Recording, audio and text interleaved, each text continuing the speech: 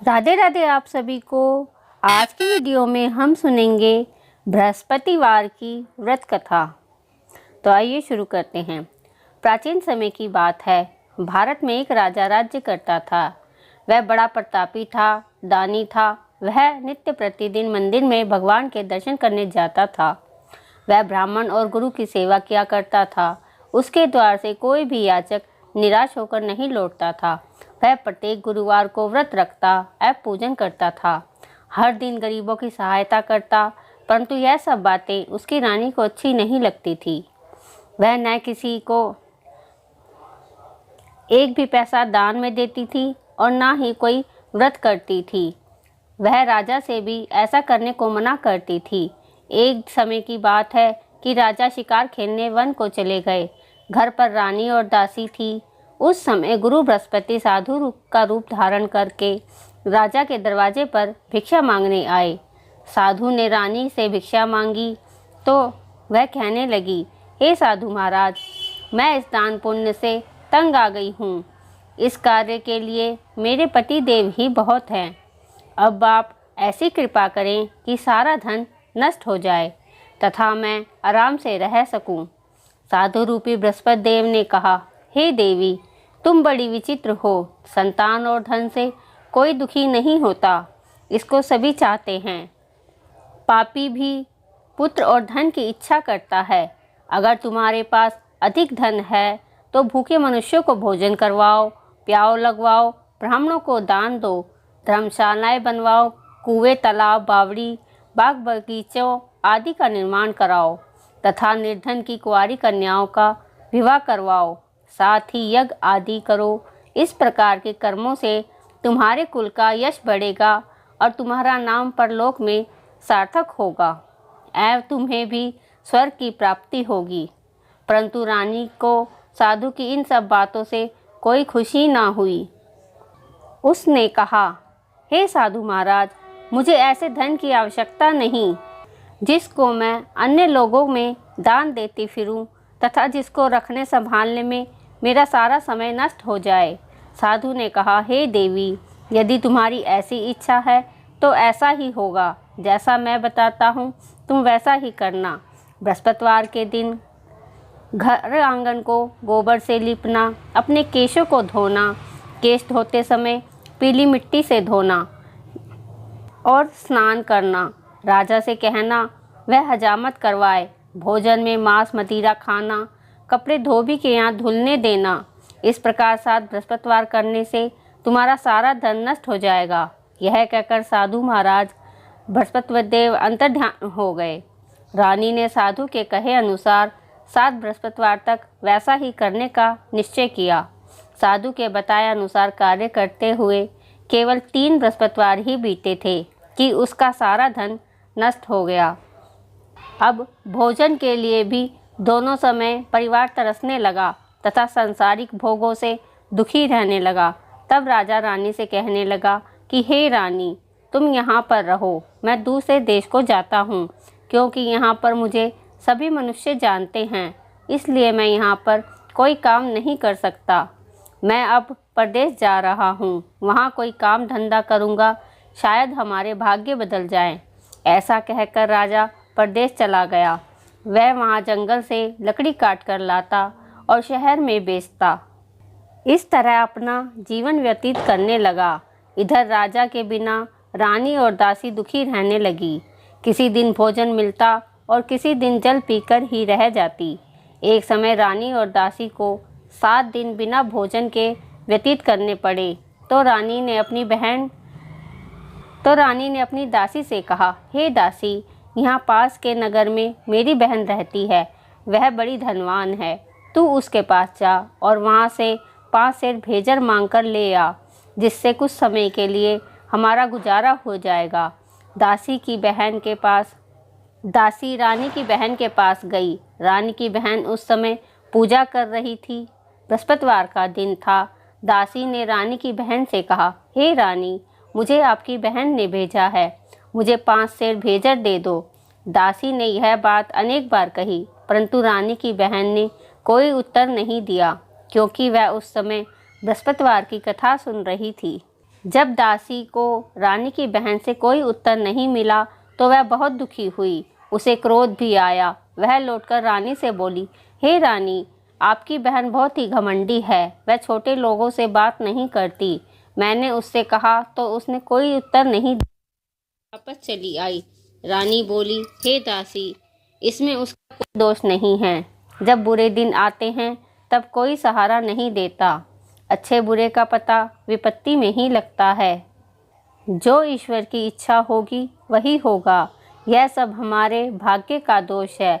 उधर रानी की बहन ने सोचा कि मेरी बहन की दासी आई थी, परंतु मैं उससे नहीं बोली, इससे वह बहुत दुखी हुई होगी। अतः कथा सुन और विष्णु भगवान का पूजन समाप्त कर वह अपनी बहन के घर गई और कहने लगी, हे बहन, मैं बृहस्पतिवार का व्रत कर रही थी। तुम्हारी दासी हमारे घर गई थी, परंतु जब तक कथा होती है तब तक हम लोग ना उठते हैं ना बोलते हैं, इसलिए मैं नहीं बोली। कहो दासी क्यों गई थी? रानी बोली, बहन, हमारे घर में अनाज नहीं था। वैसे तुमसे कोई बात छुपी नहीं है, इस कारण मैंने दासी को तुम्हारे पास 5 सेर भेजन लेने के लिए भेजा था। रानी की बहन बोली, देखो बहन, बृहस्पति भगवान सबकी मनोकामना पूर्ण करते हैं। देखो शायद तुम्हारे घर में भी अनाज रखा हो। यह सुनकर दासी घर के अंदर गई तो वहाँ उसे एक घड़ा भेजर का भरा मिला। उसे बड़ी हैरानी हुई क्योंकि उसने एक एक बर्तन देख लिया था। उसने बाहर आकर रानी को बताया। दासी अपनी रानी से कहने लगी, हे रानी, देखो, वैसे हमको जब अन्न नहीं मिलता तो हम रोज़ ही व्रत करते हैं। अगर इनसे इस व्रत की विधि और कथा पूछ ली जाए तो उसे हम भी क्या करेंगे। दासी के कहने पर वह रानी ने अपनी बहन को बृहस्पतिवार व्रत के बारे में पूछा।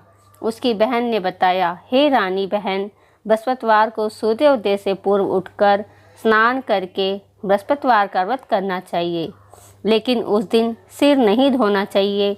बृहस्पतिवार के व्रत में चने की दाल और मुनक्कों से विष्णु भगवान का केले के वृक्ष की जड़ से पूजन करें तथा दीपक जलावें। उस दिन एक ही समय भोजन करें। भोजन पीले पदार्थ का करें तथा कथा सुने। इस प्रकार करने से गुरु भगवान प्रसन्न होते हैं, अन्न पुत्र धन देते हैं। इस तरह व्रत और पूजा की विधि बताकर रानी की बहन अपने घर लौट आई। रानी और दासी दोनों ने निश्चय किया कि वे बृहस्पति देव भगवान का पूजन जरूर करेंगी। 7 दिन बाद जब बृहस्पतिवार आया तो उन्होंने व्रत रखा। गुड़साल में जाकर चना और गुड़ बीन लाई तथा उसकी दाल से केले की जड़ में विष्णु भगवान का पूजन किया। अब भोजन कहाँ से आए? दोनों ने बड़ी दुखी हुई, परंतु उन्होंने व्रत किया था, इस कारण बृहस्पति देव भगवान प्रसन्न थे। वे एक साधारण व्यक्ति के रूप में 2 थालों में सुंदर पीला भोजन लेकर आए और दासी को देकर बोले, हे दासी, यह भोजन तुम्हारे और रानी के लिए है, तुम दोनों भोजन करना। दासी भोजन पाकर बड़ी प्रसन्न हुई और रानी से बोली, रानी जी, भोजन कर लो। रानी को भोजन के आने के बारे में कुछ नहीं पता था, इसलिए वह दासी से बोली, जा तू ही भोजन कर, क्योंकि तू ही हमारी व्यर्थ में हंसी उड़ाती है। दासी बोली, एक व्यक्ति अभी भोजन दे गया है। रानी कहने लगी, वह भोजन तेरे लिए ही दे गया है, तू ही भोजन कर। दासी ने कहा, वह व्यक्ति हम दोनों के लिए 2 थालों में भोजन दे गया है, इसलिए मैं और आप दोनों ही साथ साथ भोजन करेंगी। फिर दोनों ने गुरु भगवान को नमस्कार कर भोजन प्रारंभ किया। उसके बाद से वे प्रत्येक बृहस्पतिवार को गुरु भगवान का व्रत और पूजन करने लगी। बृहस्पति भगवान की कृपा से उनके पास धन हो गया, परंतु रानी फिर से पहले की तरह आलस करने लगी। तब दासी बोली, देखो रानी, तुम पहले भी इस प्रकार आलस्य करती थी, तुम्हें धन रखने में कष्ट होता था, इस कारण सभी धन नष्ट हो गया था। अब गुरु भगवान की कृपा से धन मिला है तो फिर तुम्हें आलस होता है। बड़ी मुसीबतों के बाद हमने यह धन पाया है, इसलिए हमें दान पुण्य करना चाहिए। भूखे मनुष्यों को भोजन करवाओ, प्याव लगवाओ, ब्राह्मणों को दान दो, कुएं, तालाब, बावड़ी आदि का निर्माण करवाओ। मंदिर पाठशाला बनवाकर दान दो, कुंवारी कन्याओं का विवाह करवाओ, धन को शुभ कार्यों में खर्च करो। इससे तुम्हारे कुल का यश बढ़े तथा स्वर्ग भी प्राप्त हो और पितृ प्रसन्न हो। दासी की बात मानकर रानी ने इस प्रकार के कर्म करने प्रारंभ किए। इससे उनका काफ़ी यश फैलने लगा। एक दिन रानी और दासी आपस में विचार करने लगी कि ना जाने राजा किस दशा में होंगे, उनकी कोई खोज खबर नहीं। हे गुरु भगवान से प्रार्थना की और भगवान ने रात्रि में राजा को स्वप्न में कहा, हे राजा उठ, तेरी नानी तुझको याद करती है, अब अपने देश को लौट जा। राजा प्रातःकाल उठकर जंगल से लकड़ियां काट कर लाने के लिए जंगल की ओर चल पड़ा। जंगल से गुजरते हुए वह सोचने लगा, रानी की गलती से कितने दुख भोगने पड़ रहे हैं। राजपाट छोड़कर उसे जंगल में आकर रहना पड़ा। जंगल से लकड़ियां काटकर उन्हें बेचकर गुजारा करना पड़ा।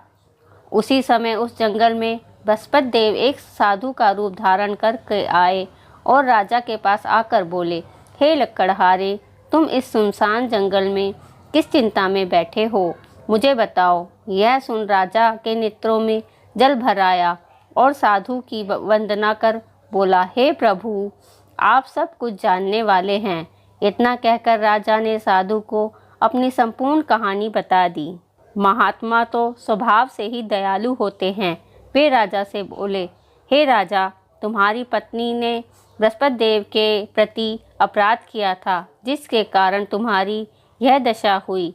अब तुम किसी प्रकार की चिंता मत करो, भगवान तुम्हें पहले से भी अधिक धन देंगे। देखो, तुम्हारी पत्नी ने बृहस्पतिवार का व्रत करना प्रारंभ कर दिया है। अब तुम भी बृहस्पतिवार का व्रत करके चने की दाल व गुड़ और जल के लोटे में डालकर केले के पत्ते से भगवान विष्णु का पूजन करो। फिर कथा कहो या सुनो, भगवान तुम्हारी सब मनोकामनाएं पूर्ण करेंगे। साधु को प्रसन्न देखकर राजा बोला, हे प्रभु, मुझे लकड़ी बेचकर इतना पैसा नहीं मिलता जिसे मैं भोजन करने के उपरांत कुछ बचा सकूं। मैंने रात्रि में अपनी रानी को व्याकुल देखा है। मेरे पास जिससे मैं समाचार जान सकूं। फिर मैं बृहस्पतिवार की कौन सी कहानी कहूं या सुनूं, तो कुछ पता नहीं। साधु ने कहा, हे राजा, तुम किसी बात की चिंता मत करो। बृहस्पतिवार के दिन तुम रोजाना की तरह लकड़ियां लेकर शहर में जाओ। तुम्हें रोज से दुगना धन प्राप्त होगा, जिससे तुम भली भांति भोजन कर लोगे तथा बृहस्पति देव की पूजा का सामान भी आ जाएगा। प्राचीन काल में एक बहुत ही था, उसके कोई संतान नहीं थी। वह नित्य पूजा पाठ करता, परंतु उसकी स्त्री बहुत मलिनता के साथ रहती थी। वह न स्नान करती, न किसी देवता का पूजन करती। प्रातःकाल उठते ही सर्वप्रथम भोजन करती, बाद में कोई अन्य कार्य करती। ब्राह्मण देवता थे। पत्नी को बहुत समझाते, किंतु उसका कोई परिणाम नहीं निकलता। भगवान की कृपा से एक समय उस ब्राह्मण की पत्नी गर्भवती हुई और 10वें महीने एक सुंदर कन्या को जन्म दिया। निर्धन ब्राह्मण कन्या के जन्म से दुखी हुआ। धीरे धीरे ब्राह्मण की कन्या बड़ी होने लगी। बचपन से ही उस कन्या की रुचि भगवान विष्णु की पूजा में थी। वह प्रातः उठते ही स्नान आदि करके भगवान विष्णु की पूजा करने मंदिर में जाती थी।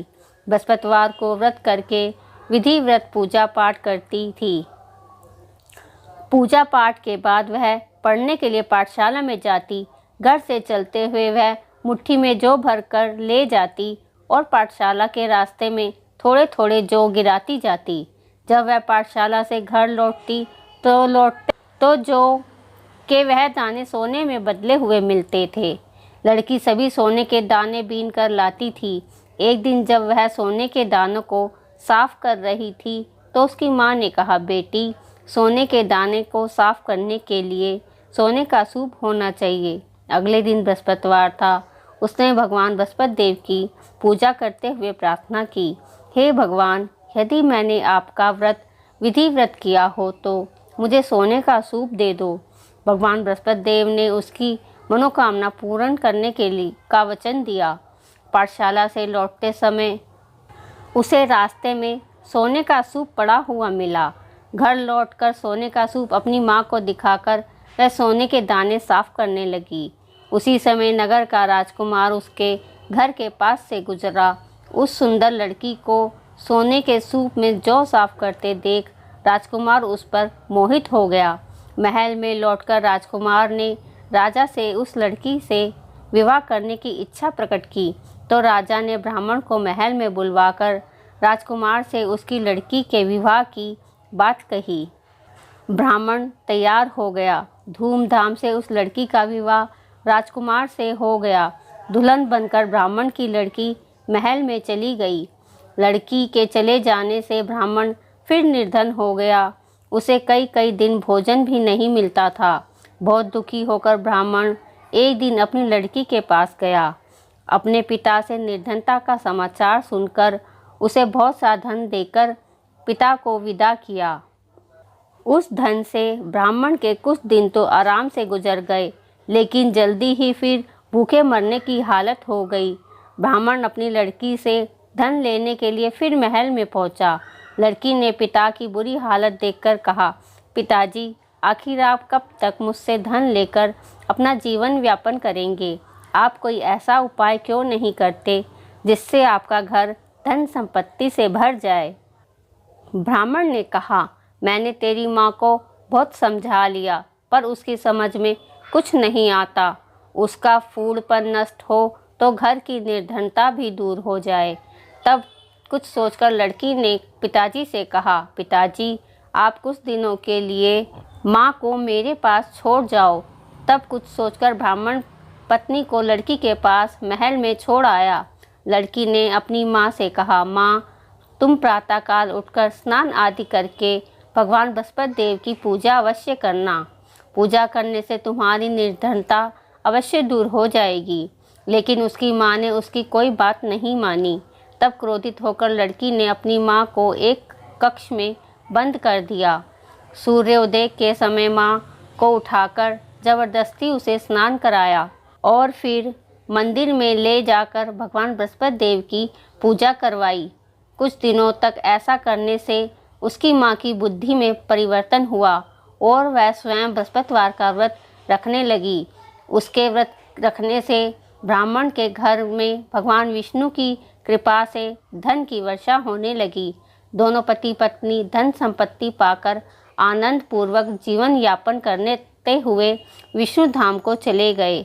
लकड़हारा बने राजा ने उन साधु से भगवान बृहस्पति देव की यह कथा सुनकर बृहस्पतिवार का व्रत करके भगवान विष्णु की पूजा की। उस दिन से उसके सभी क्लेश दूर हो गए। लेकिन अगले बृहस्पतिवार को कामकाज में अधिक व्यस्त होने के कारण उसने भगवान बृहस्पति देव जी की व्रत करना भूल गया। भगवान बृहस्पति देव लकड़हारे से क्रोधित हो गए और उसे भूल की सजा दी। उस दिन नगर के राजा ने नगर में घोषणा करके सबको सूचित किया, प्रत्येक नागरिक मेरे महल में भोजन करने आए। जो नहीं आएगा उसे अपराधी मानकर भारी दंड दिया जाएगा। लकड़हारा बने राजा ने उस नगर के राजा की घोषणा तो सुनी, लेकिन जंगल से लकड़ी काटकर लाने में उन्हें बेचने में देर हो जाने के कारण वह समय पर महल में भोजन करने नहीं जा सका। अतः राजा के सैनिक लकड़हारे को पकड़कर महल में ले गए। राजा ने उसे महल के कक्ष में बैठाकर भोजन कराया। उस कक्ष में एक खूंटी पर रानी का सोने का हार लटका हुआ था। लकड़हारा अकेला उस कक्ष में भोजन कर रहा था। तभी उसने एक आश्चर्यजनक घटना देखी। देखते ही देखते वह खूंटी हार को निगल गई। थोड़ी ही देर बाद राजा ने हार को गायब देखा तो लकड़हारे को कारावास में डाल दिया। लकड़हारा मन ही मन अपने भाग्य को कोसने लगा। तभी उसने जंगल में मिले साधु का स्मरण हो आया। थोड़ी देर में भगवान बृहस्पति देव सन्यासी के रूप में उसके सामने प्रकट हुए और कहा, हे लकड़हारे, तूने भगवान बृहस्पति देव की पूजा नहीं की, इसी कारण तुम्हें यह कष्ट हुआ है।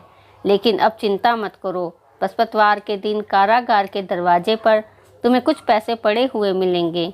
उन पैसों से भगवान बृहस्पति देव का व्रत करके उनकी पूजा करोगे तो तुम्हारे सब दुख नष्ट हो जाएंगे।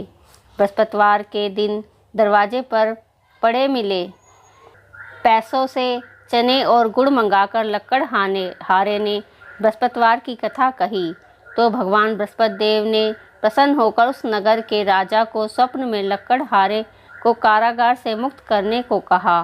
सुबह राजा ने अपने कक्ष में आकर देखा तो खूंटी पर रानी का हार टंगा हुआ था।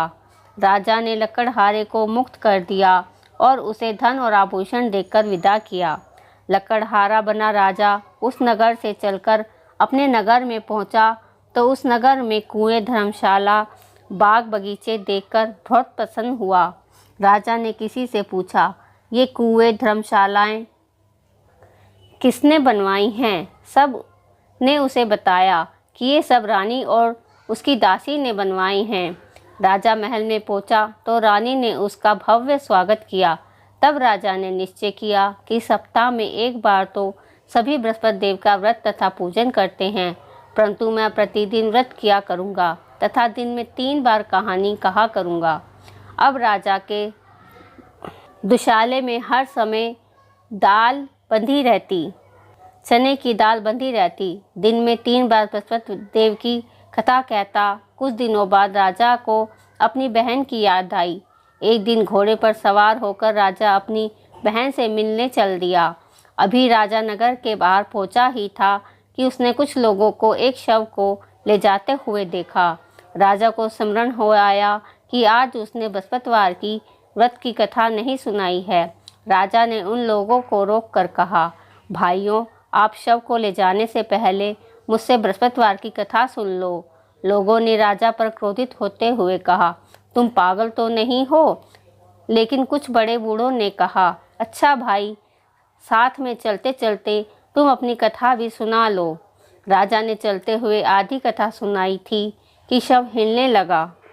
राजा के पूरी कथा सुनाते ही शव उठकर बैठ गया। लोगों ने हैरानी से दांतों तले उंगली दबाई और अगले बृहस्पतिवार से भगवान बृहस्पति देव का व्रत करने का व कथा सुनने का निश्चय कर लिया।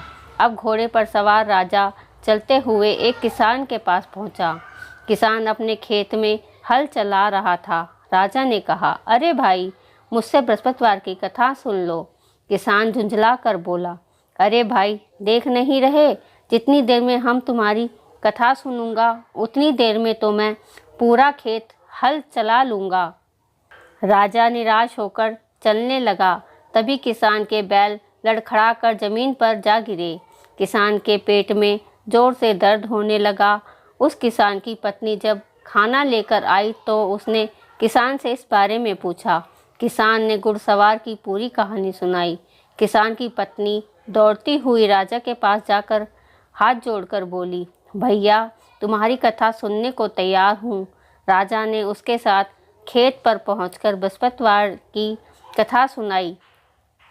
तभी बैल उठकर खड़े हो गए। किसान के पेट का दर्द भी तुरंत ठीक हो गया। राजा अपनी बहन के घर पहुंचा तो उसकी बहन ने बहुत आवभगत की। अगले दिन सुबह उठकर राजा ने देखा घर के सभी लोग भोजन कर रहे हैं। किसी भूखे को बृहस्पतिवार की कथा सुनाए बिना राजा भोजन नहीं करता था। उसने बहन से कहा, बहन, क्या घर में कोई ऐसा व्यक्ति है जिसने भोजन ना किया हो? उसकी बहन बोली, भैया, हमारे घर में तो क्या, आपको तो पूरे नगर में ऐसा कोई व्यक्ति नहीं मिलेगा जिसने सुबह सुबह भोजन नहीं किया हो। तब राजा ने बहन के घर से निकलकर उस नगर में बिना भोजन किए व्यक्ति की तलाश की। एक गड़ड़िये के घर में उसका बेटा बीमार होने के कारण भूखा रह गया था। राजा ने उसको जाकर बृहस्पतिवार की कथा सुनाई। कथा सुनते ही गड़ड़िये का लड़का बीमार बेटा बिल्कुल ठीक हो गया। सबने राजा की बहुत प्रशंसा की। एक दिन राजा ने अपनी बहन से कहा, बहन, अब हम अपने घर को जाना चाहते हैं, तुम भी हमारे साथ चलो, कुछ दिन वहाँ रहकर लौट आना। राजा की बहन ने अपनी सास से पूछा तो सास ने ताने देते हुए कहा, बहू, मायके जाना हो तो जाना, मेरे पोतों को नहीं ले जाना। तुम्हारे भाई के कोई संतान नहीं है, कहीं तुम्हारी भाभी मेरे पोतों पर कोई जादू टोना ना कर दे। दूसरे कक्ष में बहन की सास की बातें सुनकर राजा दुखी मन से अकेला ही अपने नगर को लौट गया। रानी ने राजा से कहा, आप तो अपनी बहन को साथ लाने की बात कह कर गए थे, फिर बहन को साथ क्यों नहीं लाए? तब राजा ने दुखी होते हुए कहा, रानी, हम निसंतान हैं, इसलिए कोई हमारे घर आना पसंद नहीं करता। रानी ने राजा को समझाया, हे प्राणनाथ, हमें बृहस्पति देव ने सब कुछ दिया है, अब भगवान बृहस्पति देव हमें संतान भी अवश्य देंगे। बृहस्पतिवार को विधि व्रत करते हुए राजा रानी ने भगवान बृहस्पति देव से संतान के लिए प्रार्थना की। कुछ दिनों बाद उन्होंने स्वप्न में दर्शन देते हुए कहा, हे राजन, तेरी मनोकामना अवश्य पूरी होगी। 1 सप्ताह बाद ही रानी गर्भवती हो गई। 10वें महीने रानी ने एक सुंदर पुत्र को जन्म दिया। राजा रानी जीवन पर्यंत बृहस्पतिवार का व्रत करते रहे। उनके घर में धन की वर्षा होती रही। इस तरह आनंद पूर्वक जीवन व्यापन करते हुए राजा रानी भगवान बृहस्पति देव की अनुकृपा से मोक्ष को प्राप्त करके सीधे वैकुंठ धाम पहुंच गए। बृहस्पतिवार को विधि व्रत करके जो स्त्री पुरुष भगवान विष्णु की पूजा करते हैं, भगवान उनकी सभी मनोकामना पूरी करते हैं। बोलो विष्णु भगवान की जय। आरती बृहस्पति देव जी की। जय बृहस्पति देवा स्वामी, जय बृहस्पति देवा। छिन छिन भोग लगाऊं, छिन छिन भोग लगाऊं, कंदली फल मेवा, ओम जय बृहस्पति देवा। तुम पूर्ण परमात्मा, तुम अंतर्यामी, स्वामी तुम अंतर्यामी। जगत पिता जगदीश्वर, जगत पिता जगदीश्वर, तुम सबके स्वामी, ओम जय बृहस्पति देवा। चरणा निज निर्मल, सब पातक हरता, मैया सब पातक हरता। सकल मनोरथ दायक, सकल मनोरथ दायक, कृपा करो वर्ता, ओम जय बृहस्पति देवा। तन मन धन अर्पण कर, जो जन शरण पड़े, स्वामी जो जन शरण पड़े। प्रभु प्रगट तब होकर, प्रभु प्रगट तब होकर, आकर द्वार खड़े, ओम जय बृहस्पति देवा।